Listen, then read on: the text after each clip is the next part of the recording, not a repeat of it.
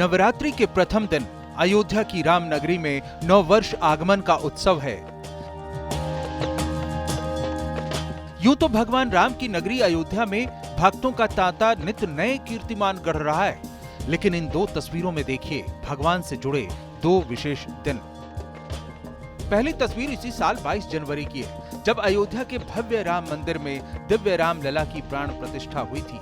अपार भक्तों के जय श्री राम उद्घोष से अयोध्या गूंज उठी थी। एक ऐसा ही विशेष दिन आने वाला है 17 अप्रैल रामनवमी को, जब भगवान के जन्मोत्सव के रंग में पूरी नगरी विहंगम छटा बिखेरेगी। सदियों बाद भव्य महल में राम लला का जन्मोत्सव होने जा रहा है, इसलिए इस बार रामनवमी का उत्सव और भव्य होगा।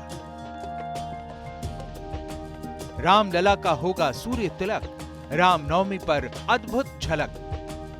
प्राण प्रतिष्ठा के बाद पहली बार होने जा रही रामनवमी पर सूरज की किरणें राम मंदिर में विराजमान भगवान राम लला का अभिषेक करेंगी।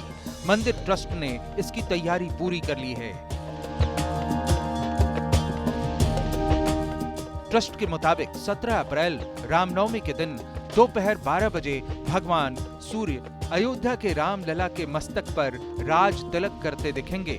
इस दौरान 4 मिनट तक 75 मिलीमीटर आकार के गोल तिलक के रूप में दिखेगा सूर्याभिषेक। भगवान के माथे पर सूर्य किरण आए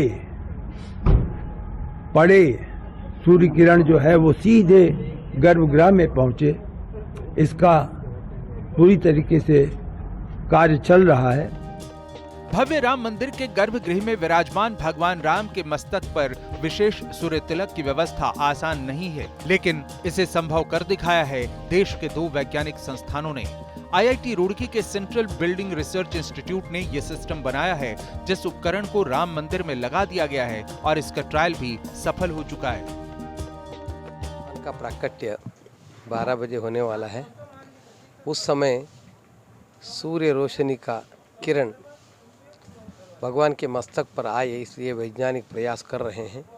आज उसका टेस्टिंग हो गया और एक दृष्टि से आज सूर्य तिलक का एक मॉकअप ट्रायल पूर्ण हुआ है। सबसे दिलचस्प है राम मंदिर में लगे इस ऑप्टो मैकेनिकल सिस्टम को समझना।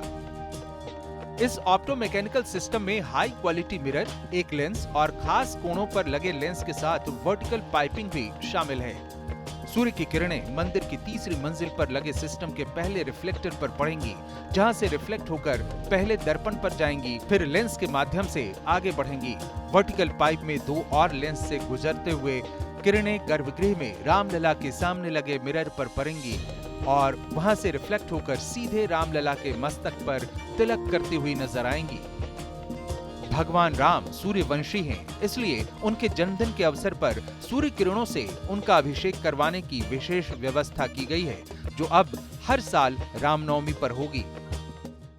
भगवान क्योंकि सूर्यवंशी हैं, सूर्यवंशी होने के कारण से जिस समय उनके जन्म हुआ था, जब प्रकट हुए थे, उस दिन सूर्य ने 1 महीने तक यहीं खड़े होकर के देखते रहे।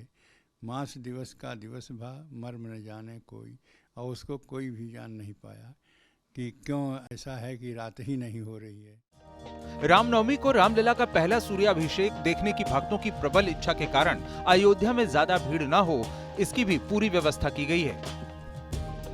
संभव हुआ तो पास पड़ोस के बाजारों में LED स्क्रीन लगाकर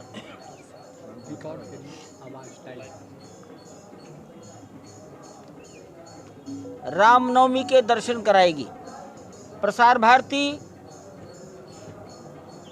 प्रयास करेगी कि 100 स्थानों पर LED स्क्रीन लगाए जाएं। रामलला चैत्र प्रतिपदा से रामनवमी तक खादी से निर्मित विशेष वस्त्र धारण करेंगे।